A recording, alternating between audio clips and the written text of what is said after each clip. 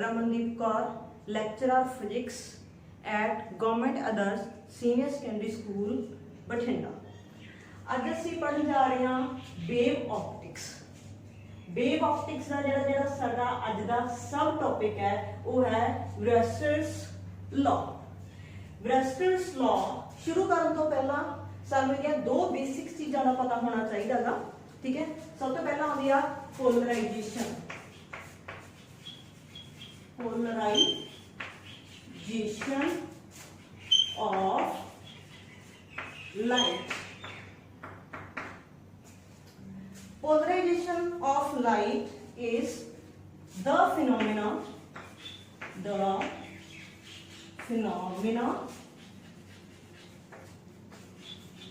due to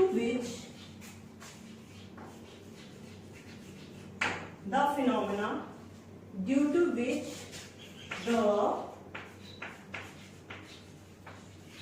vibrations of light are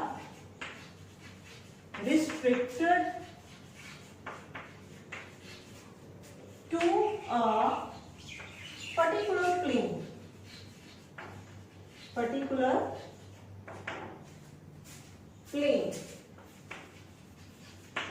ਇਹਦਾ मतलब की है कि कोई भी लाइट है जी अनपोलराइज्ड लाइट की होंगी है कि कोई भी लाइट दी डिफरेंट डायरेक्शंस होंदियां नहीं, इस direction her direction they which light है जी वो स्प्रैड हुई होंदी है।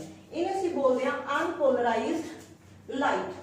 बट जदों इस अनपोलराइज्ड लाइट नूं एक पर्टिकुलर प्लेन दे विच रिस्ट्रिक्ट कर देंगे कि वह एक वाला पार्ट ही अगे जा सकता। ठीक है, उस फिनोमिना को असीं बोलते हैं पोलराइजेशन ऑफ लाइट। ते सैकेंड जिहड़ा वो आंदा साडे कोल प्लेन पोलराइज्ड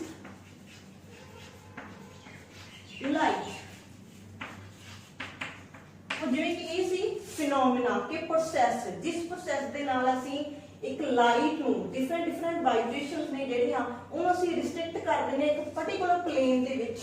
ठीक है, हुण जिहड़ी लाइट नूं असीं पर्टिकुलर प्लेन दे विच रिस्ट्रिक्ट कीता है, जिहड़ी एक पर्टिकुलर लाइट साडी अगे जा रही है, उहनूं असीं बोलदे हां plane polarized light.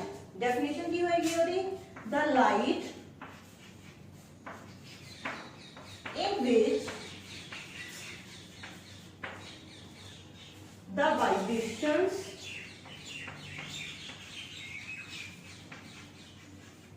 are restricted in just one plane। ठीक है, ये वाली लाइट है साडे कोल। ठीक है, जिन्हों की लाइट डिफरेंट डायरेक्शन शो करनी, जैसे कि शो करते हैं ये वाला जिहड़ा कि प्लेन दे पैरेलल लाइट होंदी हैगी। ठीक है जी, जिहड़ी कि असीं एरो दे नाल शो करते हैं। और अगर असीं इहदे उपर डॉट लगा देनी है ऐदा करके, ठीक है, वो असीं लाइट शो करते हैं जिहड़ी इस प्लेन दे परपेंडिकुलर है। प्लेन असीं मान के चलते हैं इस पूरे ब्लैक बोर्ड। ठीक है, तो ये वाली लाइट है जिहड़ी ऐदा होएगी। ठीक है, वाइब्रेशंस ते जेडे डॉट वाली वो वाइब्रेशंस ऐदा करके होंगे जेडे इहदे परपेंडिकुलर 90 डिग्री के ऊपर होंगे।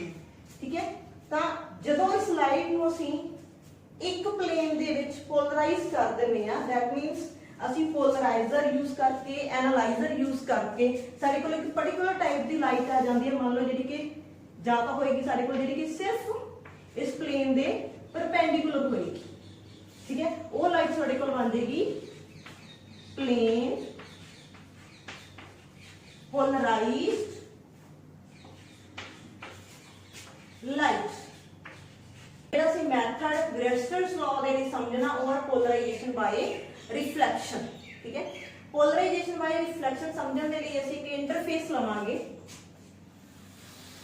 इंटरफेस होएगा रेयर मीडियम जिहड़ा कि असीं एयर ले लैंदे आ, एक डेंसर मीडियम।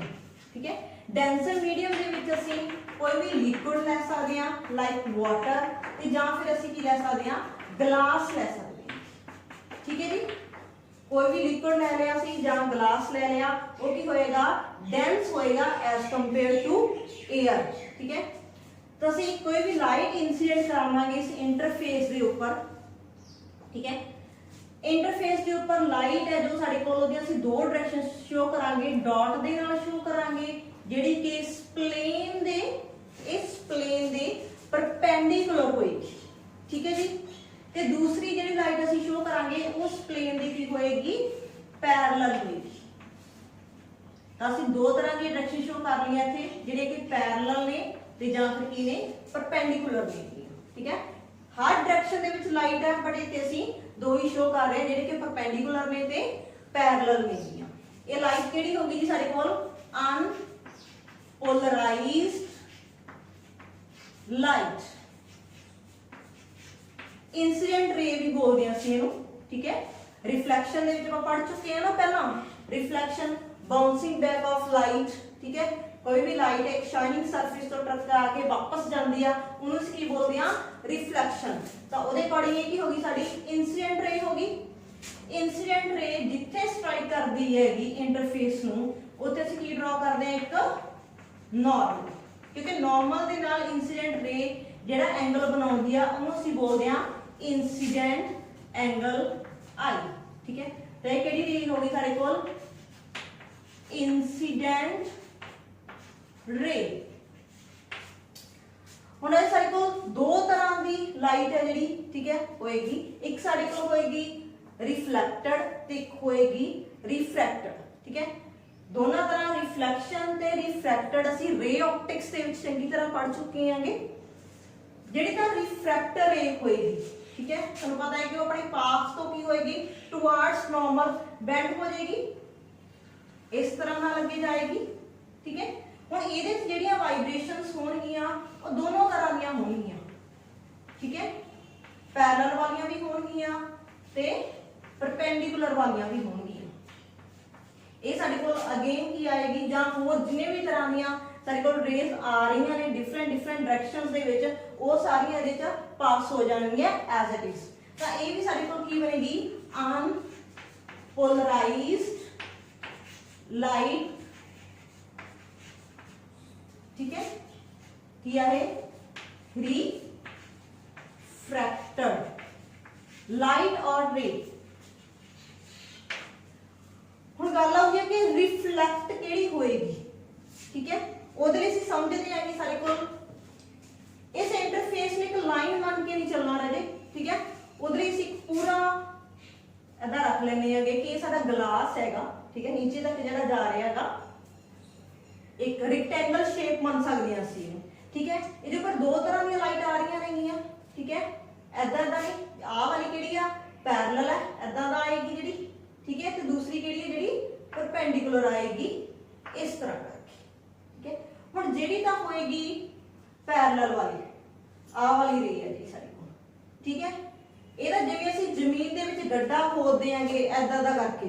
ਠੀਕ ਹੈ, ਇਹ ਰੇਜ਼ ਐਦਾਂ ਦਾ ਆਉਣਗੀਆਂ ਤੇ ਇਹ ਇਸੇ ਗਲਾਸ ਦੇ ਵਿੱਚ ਜਾਂ ਜੋ ਵੀ ਸਾਡਾ ਡੈਂਸਰ ਮੀਡੀਅਮ ਆ ਉਹਦੇ ਵਿੱਚ ਅੰਦਰ ਚਲੀਆਂ ਜਾਣਗੀਆਂ ਐਦਾਂ ਕਰਕੇ। ਠੀਕ ਹੈ, ਇਹ ਸਾਰੀਆਂ ਲਾਈਟਸ ਅੱਗੇ ਹੋ ਜਾਣਗੀਆਂ, ਰਿਫਰੈਕਟ ਹੋ ਜਾਣਗੀਆਂ। ਠੀਕ ਹੈ, ਬਟ ਜਿਹੜੀ ਲਾਈਟ ਸਾਡੇ ਕੋਲ ਇਸ ਡਾਇਰੈਕਸ਼ਨ ਦੇ ਵਿੱਚ ਆ ਰਹੀ ਹੈ ਐਦਾਂ ਦਾ ਕਰਕੇ, ਇਹ ਲਾਈਟ ਕਿਸੇ ਵੀ ਤਰ੍ਹਾਂ ਇਸ ਇੰਟਰਫੇਸ ਨੂੰ, ਠੀਕ ਹੈ, ਸਟ੍ਰਾਈਕ ਨਹੀਂ ਕਰੇਗੀ। ਕਿੱਦਾਂ ਸਟ੍ਰਾਈਕ ਕਰੇਗੀ, ਐਦਾਂ ਕਰਕੇ, ਪੁਆਇੰਟ ਸਟ੍ਰਾਈਕ ਨਹੀਂ ਹੋਏਗਾ, ਐਦਾਂ ਸਟ੍ਰਾਈਕ ਕਰੇਗੀ। ਐਦਾਂ ਲਾਈਟ ਆਈ, ਐਦਾਂ ਸਟ੍ਰਾਈਕ ਕਰੇਗੀ ਤੇ ਔਰ ਐਦਾਂ ਹੀ ਕੀ ਹੋਏਗੀ, ਇਹ ਵਾਪਸ ਚਲੀ ਜਾਏਗੀ। ਠੀਕ ਹੈ ਜੀ, ਸਮਝ ਲੱਗ ਗਿਆ ਕਿ ਕਿਹੜੀ ਵਾਲੀ ਲਾਈਟ ਹੈ ਜਿਹੜੀ ਰਿਫਲੈਕਟ ਹੋਏਗੀ। ਇਹ ਵਾਲੀ ਵਾਈਬ੍ਰੇਸ਼ਨਸ ਨੇ ਜਿਹੜੀਆਂ ਐਦਾਂ ਦਾ ਆਉਣਗੀਆਂ ਤੇ ਇਹਦੇ ਵਿੱਚ ਐਦਾਂ ਹੀ ਚਲੀਆਂ ਜਾਣਗੀਆਂ। ਬਟ ਜਿਹੜੀ ਇਹ ਵਾਲੀ ਹੈਗੀ ਐਦਾਂ ਕਰਕੇ ਸਰਫੇਸ ਦੇ ਉੱਪਰ ਐਦਾਂ ਸਟ੍ਰਾਈਕ ਕਰੇਗੀ ਤੇ ਐਦਾਂ ਵਾਪਸ ਚਲੀ ਜਾਏਗੀ। ਕਲੀਅਰ, ਸਾਡੇ ਕੋਲ ਜ਼ਿਆਦਾਤਰ ਜਿਹੜੀਆਂ ਇਸ ਪਲੇਨ ਦੇ ਪਰਪੈਂਡੀਕੂਲਰ ਹੋਣਗੀਆਂ ਵਾਈਬ੍ਰੇਸ਼ਨਸ, ਉਹ ਵਾਲੀਆਂ ਰਿਫਲੈਕਟ ਹੋ ਜਾਣਗੀਆਂ। ਠੀਕ ਹੈ, ਬਟ ਕੁਝ ਪੋਰਸ਼ਨ ਹੈ ਜਿਹੜਾ ਬਾਕੀ ਦੀਆਂ ਵਾਈਬ੍ਰੇਸ਼ਨ ਦੇ ਜਿਹੜੀਆਂ ਉਹ ਵੀ ਕੁਝ ਇਹਦੇ ਚ ਆ ਸਕਦੀਆਂ ਨੇਗੀਆਂ। ਠੀਕ ਹੈ, ਜ਼ਰੂਰੀ ਨਹੀਂ ਹੈ ਕਿ ਕੱਲੀਆਂ ਉਹੀ ਆਣਗੀਆਂ। ਸਾਡੇ ਜ਼ਿਆਦਾਤਰ ਨੇ ਜਿਹੜੀਆਂ ਪਰਪੈਂਡੀਕੂਲਰ ਹੋਣਗੀਆਂ, ਕੁਝ ਨੇ ਜਿਹੜੀਆਂ ਪੈਰਲਲ ਵੀ ਉਹ ਰਿਫਲੈਕਟ ਕਰ ਸਕਦੀਆਂ ਨੇ। ਇਸ ਲਈ ਇਹਨੂੰ ਅਸੀਂ ਪਲੇਨ ਪੋਲਰਾਈਜ਼ ਦੀ ਬਜਾਏ ਅਸੀਂ ਕੀ ਬੋਲਦੇ ਹਾਂ, ਪਾਰਸ਼ਲੀ polarized light, ठीक है, केड़ी है partially polarized light और reflected ray भी कह सकते हैं, ठीक है जी। इंसिडेंट रे स्ट्राइक की इंटरफेस के उपर एट एंगल आई, कुछ लाइट है जी साडी अनपोलराइज फॉर्म दे विच रिफ्रैक्ट हो गई है ते कुछ है जी के पार्शली पोलराइज होके बाउंस बैक हो गई, रिफ्लैक्ट हो गई है।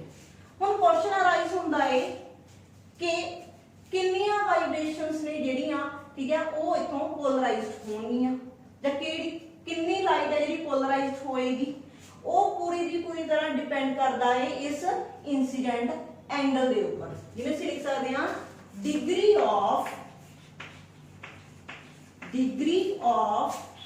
पोलराइजेशन मींस के कितनी लाइट है जी या केड़ी लाइट है वो पोलराइज होएगी। Degree of polarization is depends upon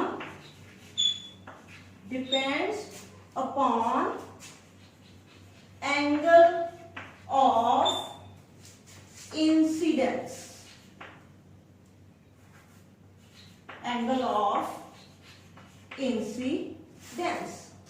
मतलब कि जिमें जिमें एंगल ऑफ इंसीडेंस इंक्रीज होंदा जाएगा उवें उवें डिग्री ऑफ पोलराइजेशन है जेडी वो इंक्रीज होती जाएगी, ठीक है।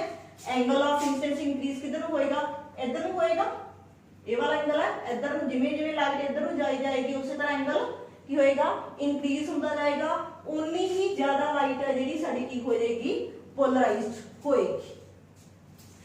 नेक्स्ट पॉइंट की अंदर है जी कि ਅਸੀਂ पर्टिकुलर एंगल मान लेने आगे इंसीडेंट का, ठीक है, at particular angle of incidence reflected ray ते रिफ्रैक्टेड रे, ठीक है जी, मतलब पार्शियली पोलराइज्ड लाइट ते ਜਿਹੜੀ ਸਾਡੀ ਕੋਲ अनपोलराइज्ड लाइट है ये वाली, ये दोनों आपस में 90 डिग्री का एंगल बना लेंदियां ने eight a particular angle, eight a particular angle of incidence. हाँ जी, की होता है पर्टिकुलर एंगल ऑफ इंसीडेंस के ऊपर reflected ray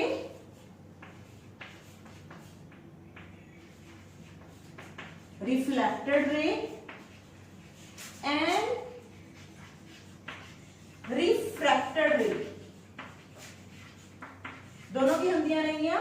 reflected ray and reflected ray are perpendicular to each other, perpendicular to each other, ठीक है। एंगल ऑफ इंसीडेंस जिहदे उपर रिफ्लेक्टेड रे ते रिफ्रैक्टेड रे की हो जांदियां ने एक दूसरे दे परपेंडिकुलर हो जांदियां नेगियां, तो साडी कोल जिहड़ी रिफ्लेक्टेड रे हैगी वो की हो जांदी आ प्लेन पोलराइज्ड लाइट बन जांदी आ। We obtain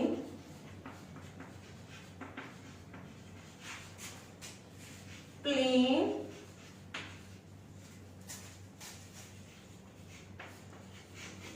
polarized light at that angle, ठीक है। क्वेश्चन हो गया क्लियर। कदों ये प्लेन पोलराइज बनेगी, जदों साडे कोल इंसिडेंट एंगल होएगा पोलराइजिंग एंगल जिन्हों बोल देने असी जां असी ब्रेस्टेड एंगल बोल देने आ, जदों रिफ्लेक्टेड रे ते रिफ्रैक्टेड रे एक दूसरे दे परपेंडिकुलर होणगियां तां ये वाली रिफ्लेक्टेड लाइट है जेडी ये प्लेन पोलराइज्ड लाइट बन जाएगी, ठीक है। और इसे नूं असीं की बोल देंगे, this law is called Brewster's law. Brewster's law समझ आ गया जी। ब्रेस्टेड्स लॉ की हैगा, at a particular angle of incidence reflected ray and refracted ray are perpendicular to each other, then we obtain plane polarized light at that angle. This law is called Brewster's law. और इस particular angle ਨੂੰ ਕੀ ਬੋਲ ਦਿੰਦੇ ਹਾਂ ਅਸੀਂ? इस angle of incidence ਨੂੰ ਅਸੀਂ ਬੋਲ ਦਿੰਦੇ ਹਾਂ polarizing angle. ठीक है, की बोल दिंदे ਅਸੀਂ polarizing angle और Brewster's angle. हाँ जी, एक बार रिपीट कर लेने ਆਪਾਂ. At a particular Brewster's law की है, at a particular angle of incidence, when the reflected ray and refracted ray are mutually perpendicular to each other, ठीक है, then we obtain a reflected ray that is plane polarized light. और इस angle ਨੂੰ ਅਸੀਂ ਕਿੰਨਾ denote ਕਰਦੇ ਹਾਂ? IP ਦੇ ਨਾਲ, ਜਿਹਨੂੰ ਲਿਖ ਦਿਆਂਗੇ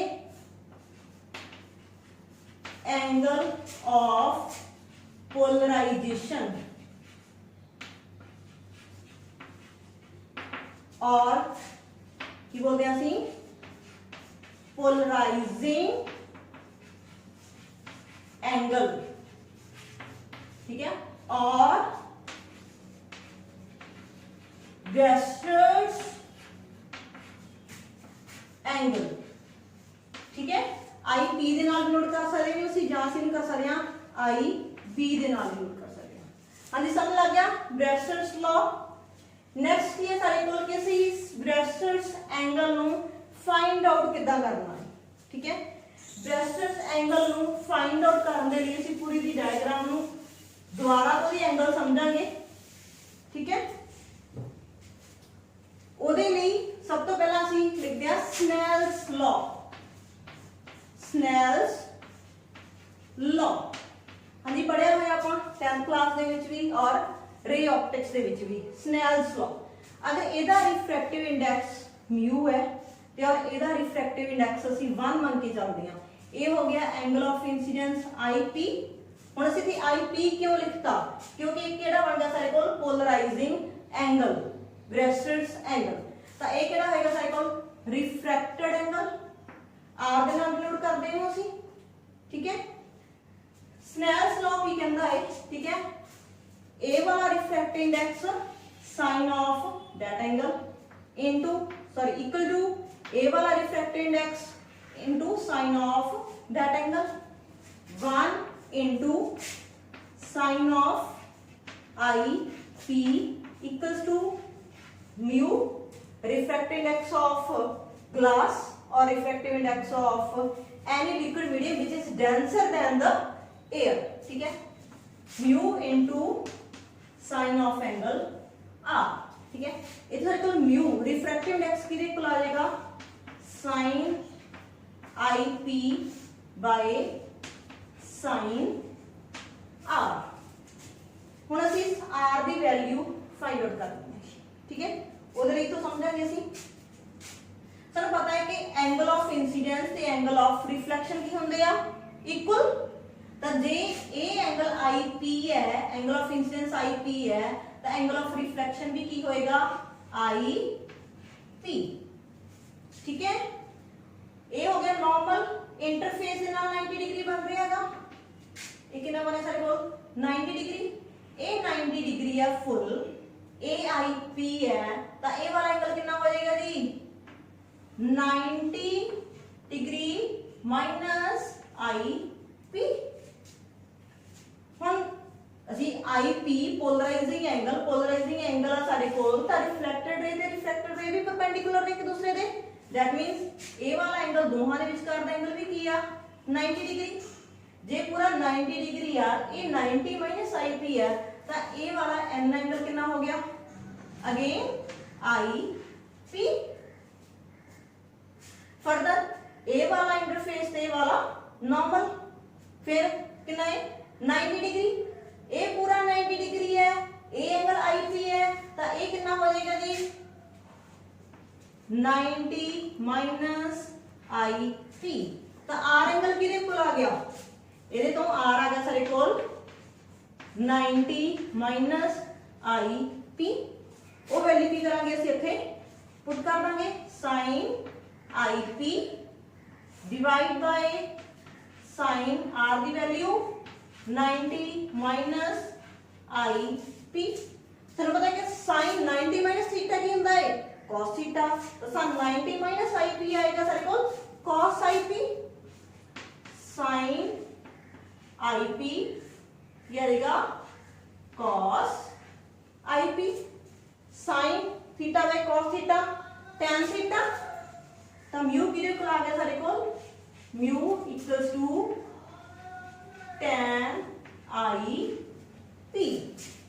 ठीक है tan हुण इहदे तरह जे सानू ब्रेस्टर्स लॉ दी एक होर डेफिनेशन मिल जाती हैगी। ठीक है वो की है साडे कोल द refractive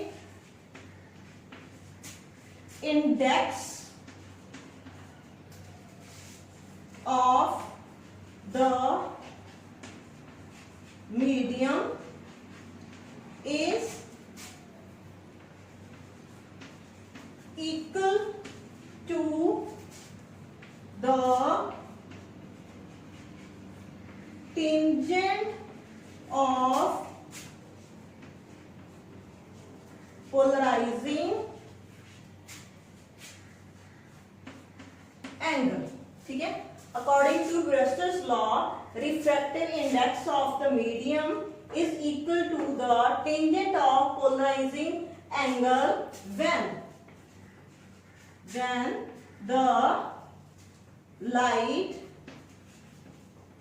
incident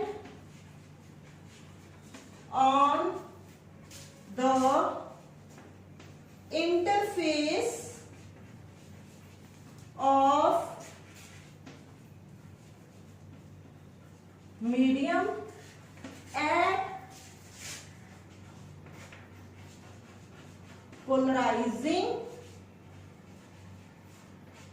angle। ये है जी फुल डेफिनेशन। ठीक है कि जदों साडी रे इंसीडेंट होएगी पोलराइजिंग एंगल के ऊपर, ठीक है तो जो रिफ्रैक्टिव इंडेक्स है इस मीडियम का वो किहदे इक्वल होएगा टेंजेंट ऑफ दैट एंगल। हाँ जी क्लीयर। ब्रेस्टर्स लॉ के नाल रिलेटेड जिन्ने भी न्यूमेरिकल आउंदे आ उन्हां च ये दो फार्मूलेस यूज होंदे हैं। ठीक है ये आप याद रखने हैं हमेशा। तो फर्स्ट न्यूमेरिकल है साडा the refractive index of a medium is square root of 3।